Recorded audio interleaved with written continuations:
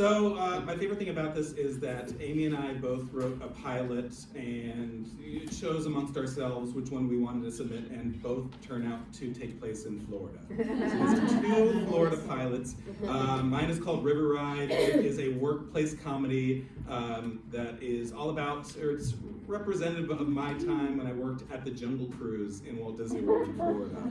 It does not take place in Walt Disney World for legal reasons you'll see soon. It's just about the quirks of working in less than popular attraction in the most popular theme park in America. Enjoy.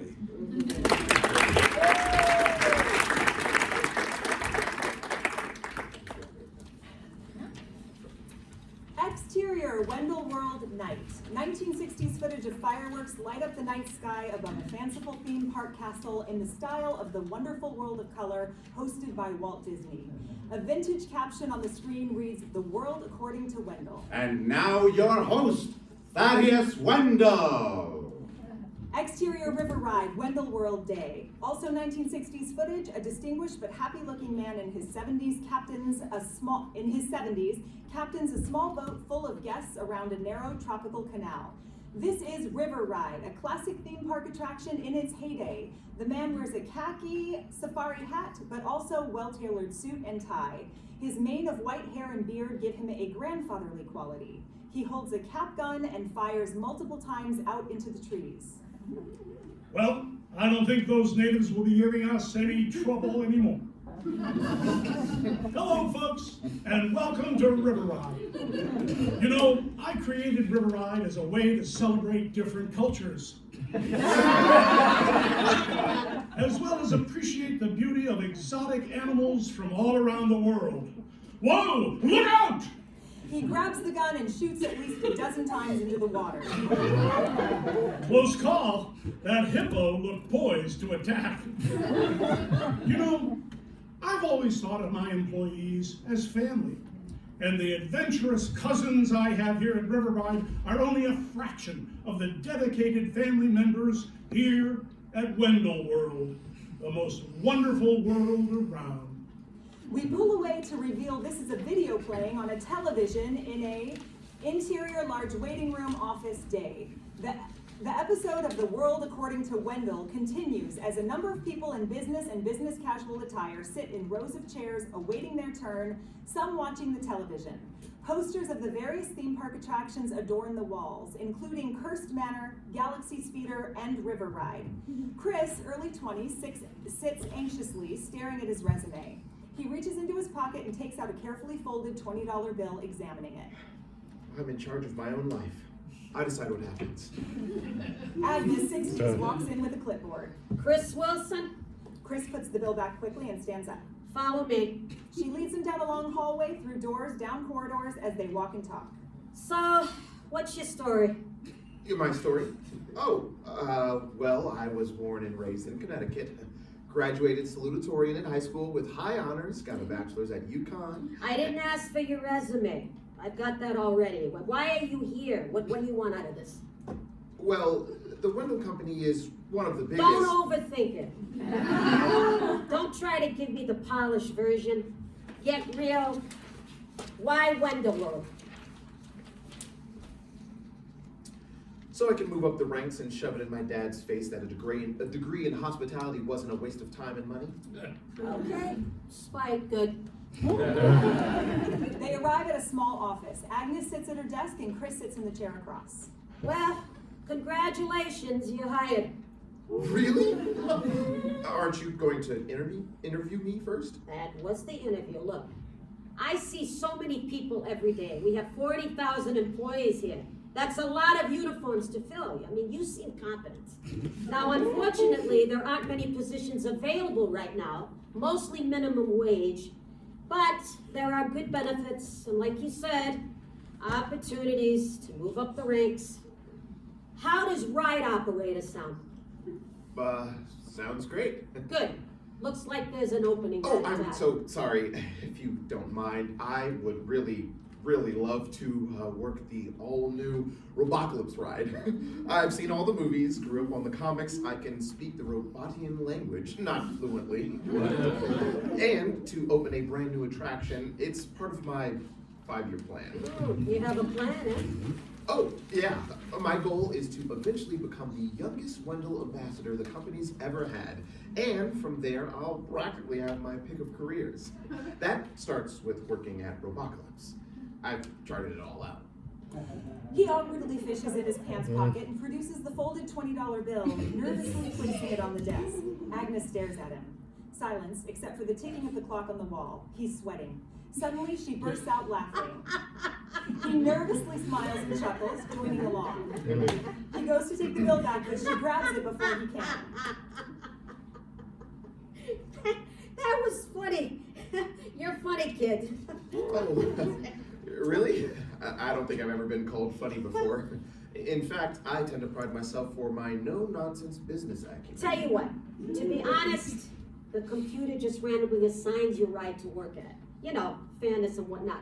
Now, I'm not supposed to do this, but I'm gonna bend the rules and personally move you over to the ride that's perfect for you. Oh my God, Robocalypse?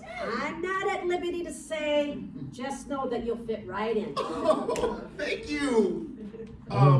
Agnes, Agnes, thank you. it's on the name tag. Learn to read them. Oh, yes, thank you, Agnes. You won't regret this. I'm sure I won't. Orientation starts tomorrow. Here's the information. She fills out information onto a printed form and hands it to him. Okay, tomorrow. Great, thank you. Chris shakes her hand excitedly and exits. Again, the ticking of the clock as Agnes stares at her screen. It says, Chris Wilson, location, Robocalypse. She clicks on it and backspaces the letters, but leaves the R. She begins to type R-I-V-E-R, interior manager's office day. The ticking of a large wall clock continues. Derek, 30s, wearing a short-sleeve camp shirt and khakis, a company name tag, and a lanyard with character pins, sits at his desk across from Janine, 70s, wearing a khaki skipper costume and company name tag. She smiles, unassuming. Derek is staring at the clock, silently counting the seconds. 10 seconds pass. He takes a breath and smiles. So, Janine, do you know why I pulled you into my office? My ferrets? Your ferrets? Oh, no, then I don't. Janine, you didn't bring your ferrets into the office, into work, did you? No, I was told that wasn't allowed anymore. Well, it was never allowed. Okay, it's because of a phrase you've been using over the PA system of your boat at the load dock.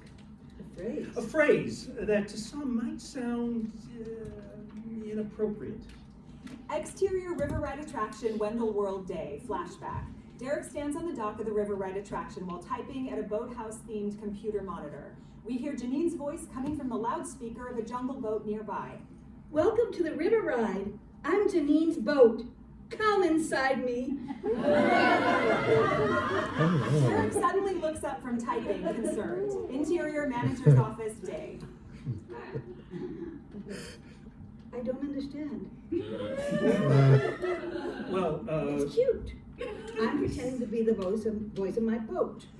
What's so inappropriate about that? it's just that phrase can mean multiple different things. Janine stares at him confused. When you say, come inside me, it can be perceived as, He stares at her, really needing her to understand. She doesn't. just do me a favor and come up with a different greeting, please. Would you like to see some photos of my ferrets? Sure. Janine brings her phone out and unlocks it, showing photos of herself with numerous ferrets. Here's one from Natasha's birthday. The theme was princesses. I dressed them up and everything. Oh, and here's the one where I gave them the makeovers. And here's one where we're just being silly. That's great. He presses a button on his radio, causing a beep sound to emit. Oh, that's for me. I better take it. Thanks for coming in, Janine. Maybe that's what I should say instead. Thanks for coming in, Janine. No, please don't. Say something else entirely. Janine gets up and leaves the office. Derek sits back and puts his palms over his eyes, exhausted by the conversation. Exterior RiverRide attraction Wendell World Day. Shots of employees and guests interacting at RiverRide, a less than popular boat ride at a very popular theme park. The queue is made up of a maze of tan ropes and poles leading guests through an old boathouse with vintage paraphernalia on the walls, while generic 1930s music plays on nearby speakers. Skippers, dressed in khaki button short-sleeve shirts and pants/shorts, help guests in and out of boats, piloted by other skippers that navigate away into a dense tropic setting. Derek is trading pins with a young child as their parents watch on. He looks up and sees Gary, 50s, red balding hair and a mustache, dressed in his khaki costume, walking in the distance with a young child on his shoulders. Derek looks panicked. The pin trading child is slowly making their decision on which pin to choose from Derek's lanyard. Any pin at all. Their finger slowly considers each one. Please hurry, kid. They continue to consider. Here, take your time. I'll be right back. Derek takes the lanyard off and hands it to the child. He briskly walks over to Gary. Gary, Hey, Derek. what are you doing, pal? Stroller parking? No, sure doesn't look like it. Oh, yeah, well, Jose here has some lost parents. And why is he on your shoulders? You don't expect him to find him from this side, do you? He's got a much better vantage point from here. Gary, you can't be walking around with a random child on your shoulders. Why You not? just can't. But this method always works. You've done this before. Well, I'm sure he could see just as well if he were. Suddenly, the boy yells, "Papa!" pointing to a nearby family. The family rushes over and Gary puts the child down for them. They shake Gary's hand, thanking him, and walk away. Gary smiles at Derek. You were saying? Look, no more kids on the shoulders, please. Gary puts his hand on Derek's shoulder and massages it. Derek, you really need to relax. You're always so stressed out. Tell you what, my next break, I'll give you one of my patented Gary's massages. Just get back to stroller parking. You got it, boss. Gary walks away. Derek goes back to the dock and notices the pin trading family is gone with his lanyard. He sighs, closes his eyes, and starts counting to himself, but is cut off by Tyler, 19, wearing the khaki costume and name tag, who approaches tentatively. Hey, Derek, What can I do for you, Tyler? I was wondering if maybe I could try the rubber band joke over the PA system. Are you sure you know it well enough? Oh, yeah. Definitely. Okay then, go ahead. Great. Thanks, Derek. Tyler walks up to the microphone next to the computer, awkwardly fumbles to turn it on. He speaks into the microphone, his voice projecting throughout the queue of guests waiting in line. May I have your attention, please? May I have your attention, please? If you lost a rubber band, if you lost a wad of rolled up $100 bills and they were wrapped in a red rubber band, please see Lost and Found here at the Yellow Dock. Thank you. Tyler smiles, happy with himself, and puts the microphone back. Derek stares at him in horror. Tyler's smile goes away. Did I not do it right? You do not do it right. Oh. Here, let me try it again. No. Just go help Gary with stroller parking and make sure he's not putting any more children on his shoulders. Tyler walks away. Derek closes his eyes and starts counting again, but is interrupted by an irate guest who storms up to him with her 3 young children. Excuse me, are you the manager? Yes, ma'am, how can I help you? Don't ma'am me. My kids and I waited 45 minutes in this line expecting to ride the space roller coaster, only to be put on some stupid boat with fake animals. You thought this was Galaxy Speeder? Well, that's what the girl at the front said when we asked what ride this was. Was this under the sign that said the world famous RiverRide? I don't know. Probably. What does that have to do with anything? I'm sorry, man. I apologize. I think my cast member was just having a little fun with you. I'll be sure to talk to her. Do you remember her name? Well, good thing for you, I do. I remember her name. It was Chris. Ah, yes. Let me guess. Chris from Orlando. How the hell am I supposed to remember where all your rude employees were conceived? I think that... You are lucky that I do not sue you for trauma. My children were terrified of the alligators on that ride. Crocodiles. What? Well, it's the Nile, so they're... Never mind. I'm so sorry. Here, let me give you some vouchers to get to the front of the line at Galaxy Speeder. Derek hands her some vouchers. The guest shakes her head at this. You know, I expect this treatment from Global Studios, but not here. She storms away with her children. One of the children casually pulls a large stack of red lanyard cards hanging from a peg by the exit down to the ground and continues walking. Derek rolls his eyes and reaches up to pick up the lanyards. As he gets up, he accidentally hits the back of his head on the ornate wooden dowel where the lanyards hang from. He comes close to swearing in pain but stops himself. He closes his eyes and starts counting again, but is interrupted by a sketchy guest. Hi. Is this the lost and found? You said there's a roll of $100 bills. What? Oh, yeah, that was just a bad joke.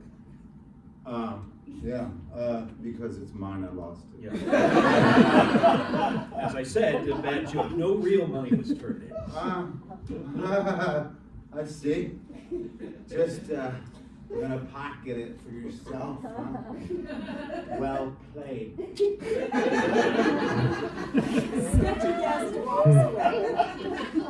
Derek looks in the distance and sees an improvisational actor dressed in full, colorful safari costume, having a pleasant conversation with a child and her parents. The child giggles as the actor makes the parrot on their forearm talk to the child through ventriloquism. The family laughs. Derek sighs and goes back to the computer. There is a mirror next to the computer that says, "Are you show ready?" He stares at himself, trying to speak out of the side of his mouth without moving his lips poorly. What's your name, little girl? What are you doing? Derek turns around quickly to Faith, early 20s, khaki costume, and name tag that says Chris Orlando. What? Nothing. Okay. What do you need, Faith? Some guests were yelling at me at greeter, and now they want to yell at you. Okay, I'll be right there. Where's your name tag? I don't know. Your butt. You need to stop using the backup name tags. They're for emergencies only. If someone complains about you at customer service, it confuses everyone. Stop telling people this is Galaxy Speeder. Hey, that's on them. They're too stupid to read. I know, but come on. Help me out. Yes, sir. She salutes and walks away. Derek looks into the mirror and speaks out of the side of his mouth again. You're a good manager, Derek. Derek closes his eyes, takes a breath, and walks over to the greeter position at the entrance of the attraction, where Faith is being yelled at by a couple, both in electric scooters. You're gonna stand there with your working legs and tell us we have to go through the line?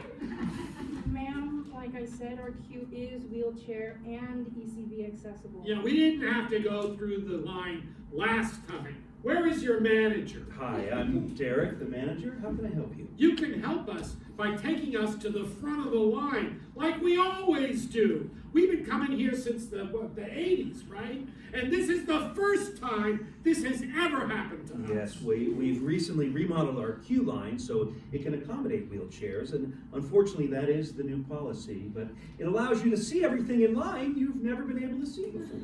Excuse me, Derek, is it? You're cute and all, but it's clear you have no real power here. I want to speak to your boss. I'm the final authority on this. As I said, it is our new policy. How about that guy? Excuse me. She points at Calvin, a tall, handsome man with a strong jaw and button dress shirt tucked into fitted black dress pants. He smiles as he walks over, carrying a trash picker in his hand, with a Bluetooth headset in his ear connected to a smartphone strapped to his belt, which also holds a square pin lanyard. Derek closes his eyes painfully. Hi, everybody. What's happening? Are you the real manager, the one with power? Well, I'm the area manager. Does that make you his boss? We don't like to use words like boss here. You could say I'm his leader. Okay, well, they're trying to tell us that we have to go through the line with everyone else. We've never had to do that before. We're pass holders. Well. while it is true we have recently changed our wheelchair policy, it seems you've both been patrons of ours for quite some time now. I'm sure we could make an exception in your case. Here, why don't I personally escort the both of you to the next available boat? Yes, thank you. Now that's a manager. Calvin. Not a problem, Derek. Happy to help. Calvin starts to escort the wheelchair party to the unload dock. As he does, he turns to Derek. Where's your big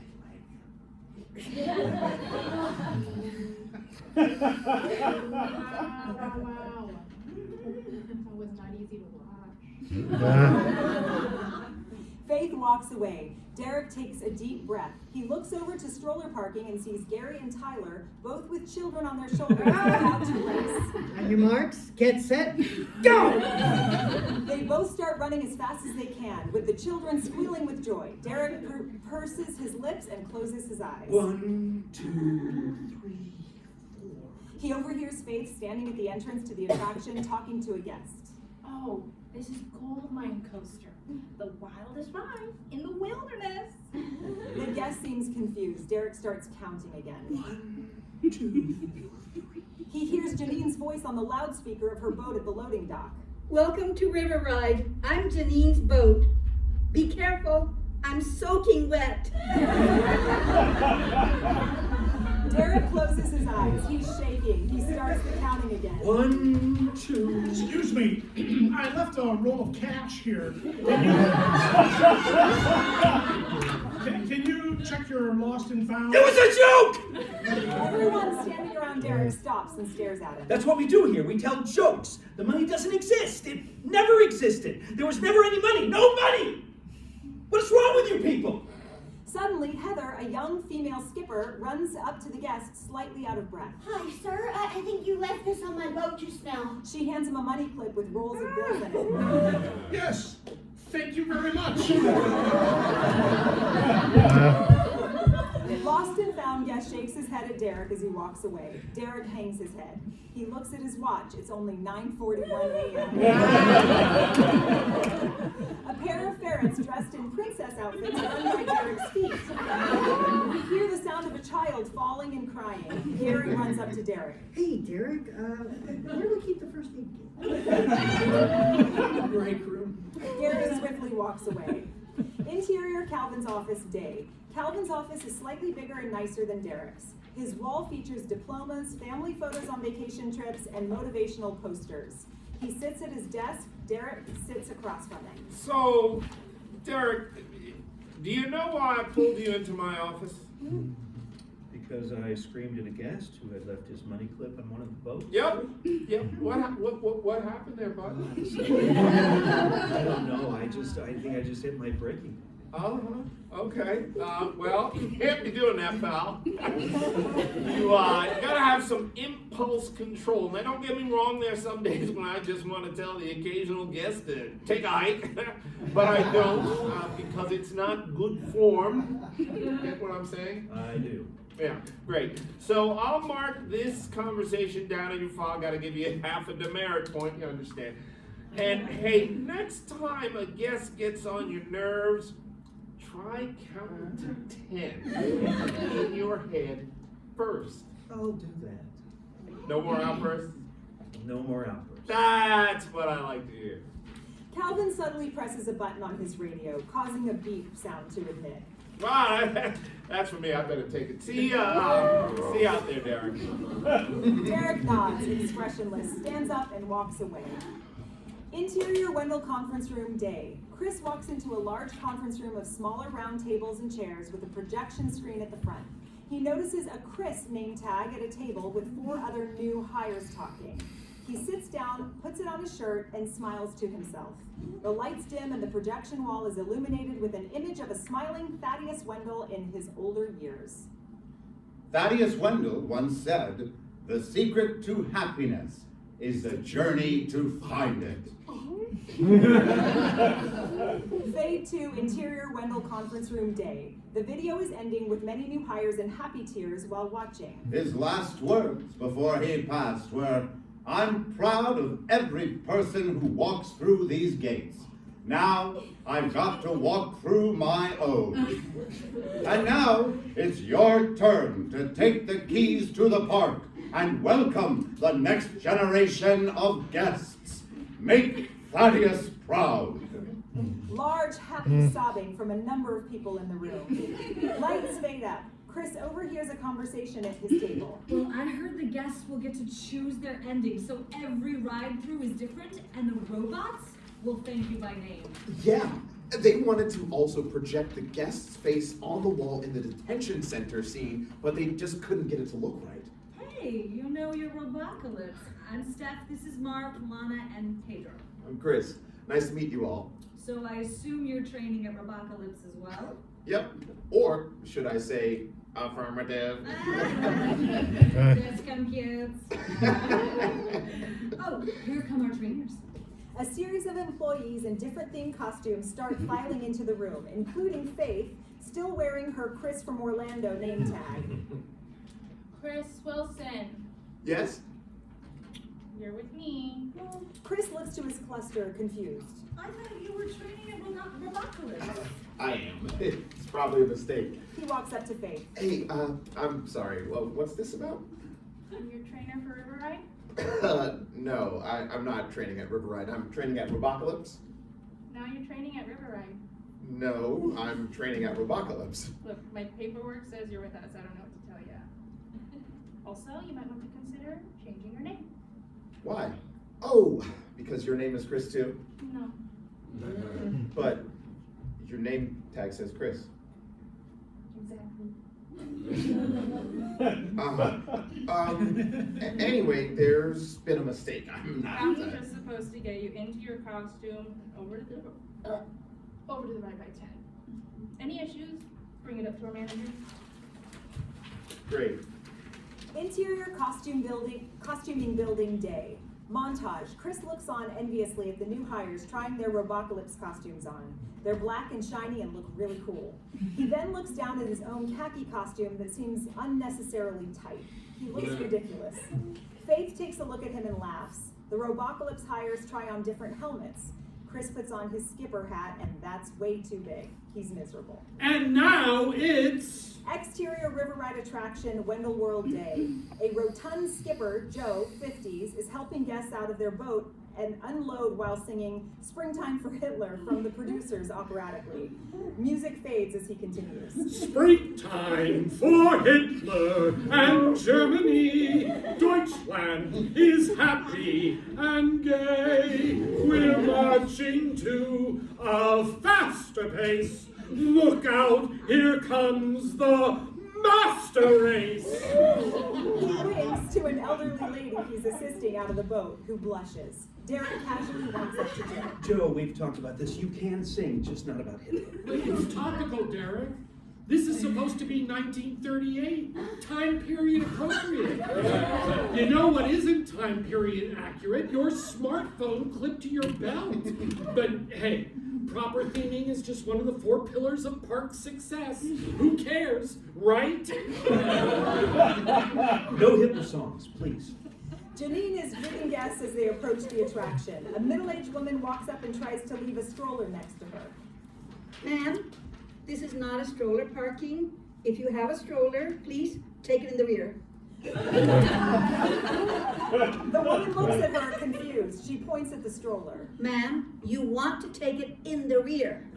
The woman continues to look confused. Oh, fine, give it to me. I'll take it in the rear for you. Janine takes the stroller and walks away as Faith brings Chris and the other 2 trainees up to the entrance of the ride. So that's Derek, our manager. He's handling a guest situation. We see Derek from afar being berated by a man holding a large iguana on a leash. Derek calmly talks to him and the man leaves in a huff. Derek closes his eyes and starts counting. Word of advice, always wait until Derek finishes his meditation count to 10. It's something he's trying to do lately to lower his blood pressure. 10. Faith and Chris approach Derek. Derek, this is Chris, our new hire. Hey, nice to meet you. Hey, you too. Sorry, do you have a second to talk? Sure. They walk away from Faith. Okay, so the thing is, I'm not supposed to be training here. There was a screw up. I was told during my interview that I'd be placed at the new Robocalypse ride. Oh, is that so? Yeah, plus I'm not really a fan of jokes or puns or humor in general. Probably not a good fit for me.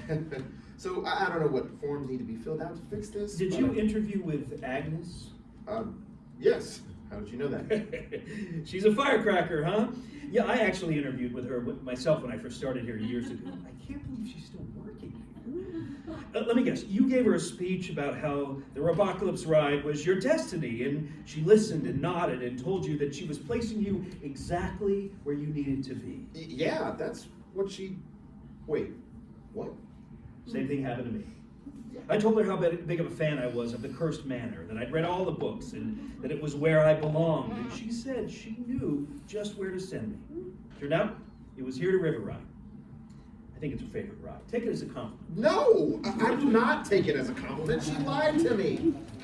Did she ever say she was sending you to Robocalypse? Well, no, not exactly, but she implied. Look, I'll tell you what, you train here at RiverRide, 6 to 8 months, you can put in a request to transfer to Robocalypse. 6 to 8 months? I don't want to be rude, but I don't think I'll still be working as a ride operator by then. See, I've got a 10-year plan? 5-year plan, actually. Oh, 5 years. Okay. Look, Chris, everyone and their mother wants to work at the brand new ride until they don't. Catch what I'm saying? Not exactly. Okay. How about you take it one day at a time? I guarantee you, by the end of the week, you won't want to work anywhere else but RiverRide. And if that's not the case, we'll talk then. Tyler approaches them. Hey, Derek. Sorry to interrupt. There's a guy at Unload who wants a refund because he says this is the worst ride he's ever been on. I'll be right there. Tyler walks away. Derek follows him. As he walks away, One day. he leaves. Faith walks up to Chris. Okay, I'll take you backstage to boat storage, and then to cafeteria for lunch. Ooh, and if we're lucky, we'll get to see animal people changing Yippee.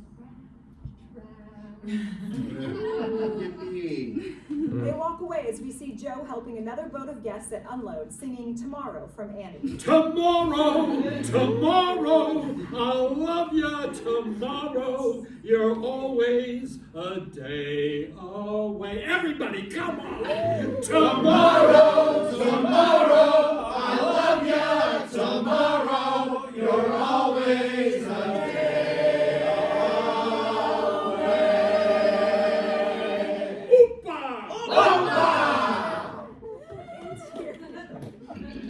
Cafeteria day. A busy lunch scene shows employees in all different colorful costumes sitting at booths and tables or ordering food. A short employee wearing a fur mascot costume walks by struggling to hold the head of their character in one hand and their tray of food in the other. Faith and Chris enter. We see each table Faith describes one at a time. Okay, this is the cafeteria. Notice the cliques. You've got your cheerleaders, the jaded princesses. Don't make eye contact unless you want to get eaten alive. You've got your burnouts, the sleep-deprived food and beverage team. We'll hook you up with free french fries if you play your cards right. You got your goths, the Cursed Manor servants. Oh, they're the only park employees who don't have to smile. Your preps, the guest services hosts, also known as the plats, the park robot. Oh, what clique are we considered? Probably AV Club nerds. We keep to ourselves in the RiverRide break room. We'll see that later. Let's get some lunch. Or to the wise, don't get anything except sandwiches or chicken fingers, unless you want explosive diarrhea. Or is it don't get the chicken fingers or sandwiches, they do give you explosive diarrhea. I don't know, I can't remember. That's why I always bag my lunch. Thanks for the heads up. They walk past Derek, who is paying for his tray of food at the register. He looks over and spots Harper, 30s, the improv actor from earlier, taking a seat at an empty booth. He works up the courage to approach her. Hi, sorry to bother you, but you're the parrot lady, right? The Streetmosphere character? That's me. Oh, you're so good. Every time I see you interacting with people, it It's really fun to remember. Best job. Thanks, Derek. You know my name? She points on her chest where a name tag might sit. He winces. Right, name tag. She smiles at his splendor. I'm Harper. They shake hands. Hi, nice to meet you. So, how long have you been an actor? Well, I graduated with an MFA from NYU's Tisch program. Performed in Chicago theater for a number of years, traveled on some touring shows, and then the roles dried up, so I sold my soul and ended up here. Do you get to walk through the park, goof around? You choose who to interact with? I get to pander to entitled assholes and their obnoxious kids with my hand shoved up a bird's ass. I don't know what you think this job entails, but believe me, it's not all it's cracked up to be. Right, but like if I were to audition, would you have any advice? Yeah, don't. You'll save yourself a lot of trouble. I know it must look glamorous from the outside, but you seem like you have a good job of, I'm gonna guess, something administrative? Manager. Sure. And what's your history of performing? Well, I was the mute king in my high school production of the Once Upon a Mattress. Harper takes a bite of food. Derek feels uncomfortable. Sorry to bother you. Hey, it's no trouble. I just wouldn't want you to get your hopes up. People spend years auditioning, waiting for that phone call that never comes. The rejection is one thing, but even if you make it to the final round, they just put you on a list and you never know until they call you, if they call you. Better to save you from putting in a lot of work for nothing. I wish someone had given me that advice when I first got here. Yeah, thanks for the advice. Derek leaves with his tray of food. Another actor in costume walks up and sits with Harper. Who is that? Another fanboy asking for audition advice. I gave him the "job's not worth it" monologue. Who needs unwanted competition? Exterior backstage of RiverRide dusk. Faith leads Chris through a path backstage. So you're gonna want to invest in strong bug repellent. The mosquitoes are nasty back here. Okay, next up, I'll show you the break area. I don't see any buildings. Where is it? Closer than you think. After walking 15 feet, she extends her hands to a couple of picnic tables, vending machines, and sets of lockers under a wooden shelter. Gary, Joe, Heather, and a few more skippers are sitting at the picnic tables, mostly reading. Ta-da! This is the break area? Oh, you've got to be kidding. I wish I were. But hey, check out the new air conditioning. She points to a giant fan behind Heather, sitting at the picnic table, reading a book as her long hair is flying up behind her. Aren't there union rules about break areas and minimum requirements? Not our union. Everyone, this is Chris. Please wait until training is over before hazing him. Nice to meet you, Chris. Welcome to the jungle. Are you excited to work here? Oh yeah, dream come true. Sarcasm. That'll fit well in here, my friend. I'm actually not sure how long I'll be working here. I was supposed to be working at RiverRide. Derek said he's working on getting me a transfer. Is that what he said? Boy, I can't remember the last time anyone transferred out of here. Can you?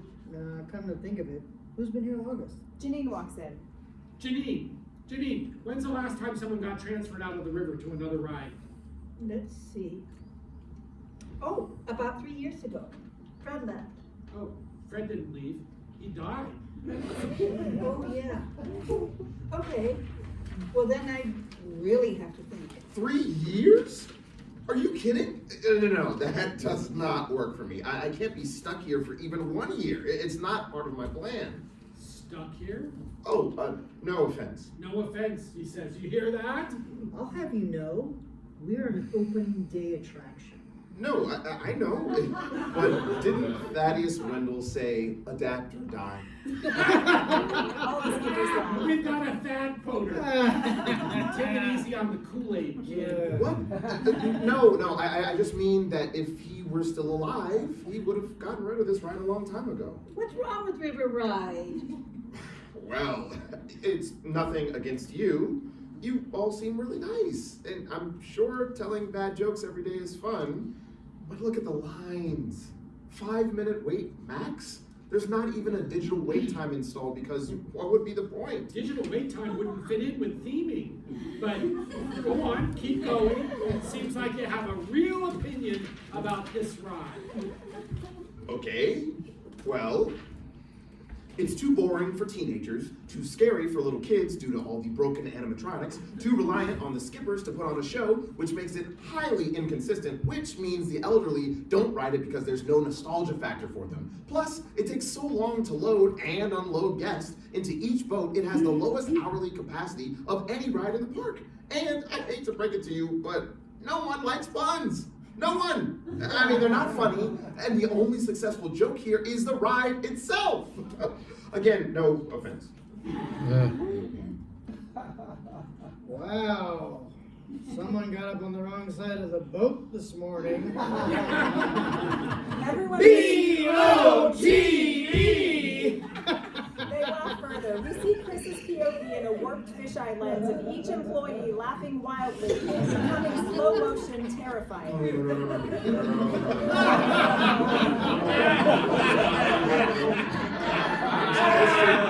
at Robocalypse, I've worked too hard to make this be my life. What is wrong with you people? The laughters died down, but they didn't quite hear what Chris said. What was that, Chris? I said, what's wrong with you?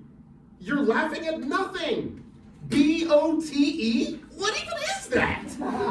This place should have been bulldozed decades ago. It's a prison where no one's escaped for at least 3 years, and you're all a bunch of morons willfully serving a life sentence. But not me, because I'm in charge of my own life.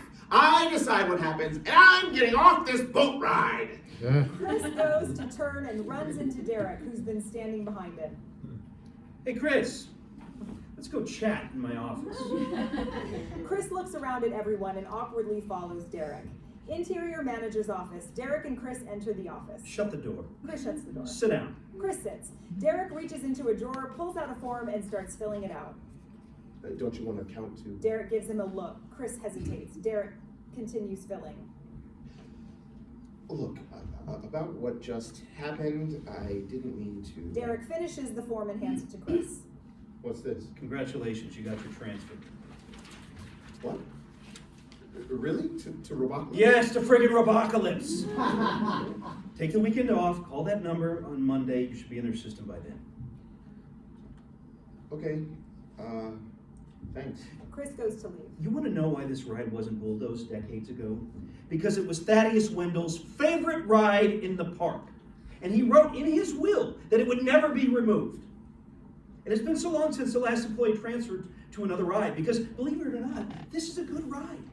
Run by good people. We're a family. Yeah, a really weird family of foul-mouthed grandmas, creepy uncles, and pain-in-the-ass cousins, but a family nonetheless. And this ride allows everyone to be expressive in their own way. So Joe plays the confident adventurer. Grace uses sarcasm. Janine is, I don't know, unintentionally crude. It's not consistent. That's what I like about it. Your little advice, if you want to make something of yourself here, you either adapt or die. That said, I wish you luck at Robocalypse. Chris hesitantly leaves the office. Exterior RiverRide entrance at dusk. Chris walks away from the entrance of the ride with his backpack. He stops and looks back at it, uncertain if he's made the right choice. Just then, a family of mom, dad, older brother, and younger sister walk away from the ride. Sister holds a small paper driver's license in her hand. I can't believe that elephant almost sprayed us. And the lady on the boat was so funny. Can we please go on that again? We have a dinner reservation, maybe after. Oh, man. So we spent a fortune to come here. She was scared of the princesses, too short for the roller coaster, and bored of the carousel. But it's the ride with no weight that she won't shut up about because they let her steer the fake boat and gave her a paper driver's license. I don't get it. Oh, let her have her fun. The sister smiles and waves at Chris as they pass him. He smiles and waves back. He thinks for a moment, looking down at his transfer. Interior manager's office. Derek is sitting at his desk, typing on the computer. Chris knocks on the door. It's open. Chris walks in. Forgot my hat. He goes to the chair and takes the hat. He starts to leave, but stops himself. Why did you give me the transfer? What does it matter? It's what you wanted. Yeah, but before you made it seem like it was impossible. I guess I just didn't want your negative energy affecting my ride. Go be someone else's headache. Look, I'm sorry about what I said. I was being a jerk. RiverRide has its perks. You made it abundantly clear what you think of this ride and the people who work here.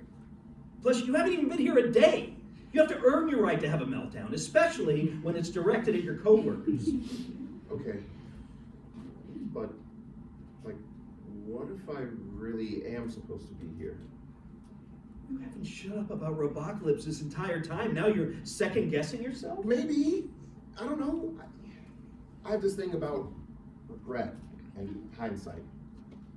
Look, I probably don't deserve a second chance, but you know what Thaddeus Wendell said about second chances? I like to give people second chances. They're the ones that end up working the hardest. You know, he never actually said that. He never actually said a lot of the things he's quoted as saying. It's a little secret. So what are you saying? You want to stay? Yes. I want to stay. You're sure about this? It's your ticket out of here. What about your 5-year plan? Well, who knows what'll happen in 5 years? Right now, I think I'll narrow the scope to 1 day. Don't quote me, I'm not that. Look, I'm not the one you insulted, so I don't think it's up to me. Interior break area dusk. Chris is in the middle of addressing the skippers. And so I just wanted to apologize for what I said. I skipped lunch and was kind of hangry. No excuse, but still. Can I please get a second chance? The skippers look to each other, considering. Make him tell a joke over the PA system. If it's good, we'll consider it. Chris has a sullen look on his face. I don't think that's a good idea. I'm not, Cut to exterior unload dock dusk. The employees from the break room all gather nearby as Derek turns on the PA system.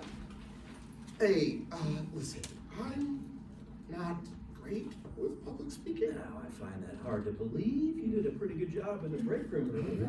Chris cringes at this. Relax. Derek hands him the microphone and a sheet of paper. It's just a joke.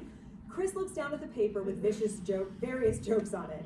He presses the button on the microphone, putting a spotlight on it and cutting off the generic 1930s background music. All guests and employees stop and look at him. May I? Loud feedback from the microphone echoes through the speakers, causing everyone to cringe, including Chris. Derek helps by pulling the microphone away from his face a bit. May I have your attention, please? We see his POV of everyone staring at him. He starts sweating profusely. Tunnel vision. He takes a deep breath and reads from the list. If you lost a wad of rolled up $100 bills wrapped in a red rubber band, I have good news. We found your red rubber band. On a side note, lunch was delicious. Everyone continues to stare. Someone coughs. The background music turns back on and everyone goes back to their business. Chris puts the microphone down and turns to the skippers and Derek, who've been watching from the side. That was truly awkward. Welcome to the RiverRide, kid! The skippers politely applaud and smile. Derek gives him a respectful nod. Faith walks up to Chris. Okay, awkward guy. I'll see you bright and early tomorrow. We're gonna have to work a bit on your delivery, and then I'll teach you how to pretend to steer the boat. Maybe, who knows, you might earn yourself the honorary junior skipper driver's license. Here's hoping. Interior break area dusk. Chris opens his locker and hangs his hat up, takes some things out of his backpack to store, deodorant, phone charger, etc. Finally, he takes out a 4x6 photo of a woman and a 6-year-old boy trick-or-treating while standing in front of his house at night. They wear homemade robot costumes with big smiles on their faces. He tapes the photo in his locker. Exterior bus stop night. Chris hops on the bus back to the parking lot. The other new hires from Robocalypse get on too and sit near him. Hey guys, how was day 1 of Robocalypse?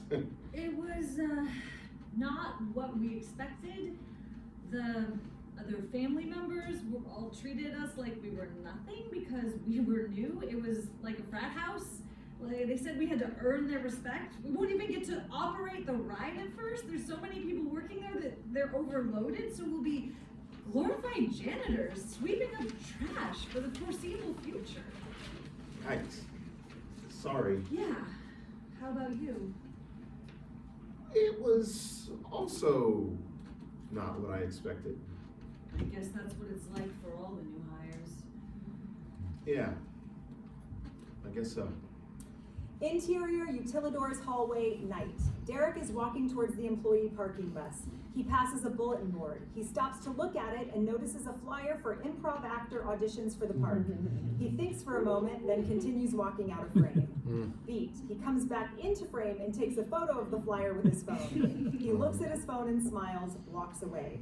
A moment later, Harper walks up to the bulletin board and casually rips the flyer off the board, looking around to make sure she wasn't seen. She walks away. End of pilot.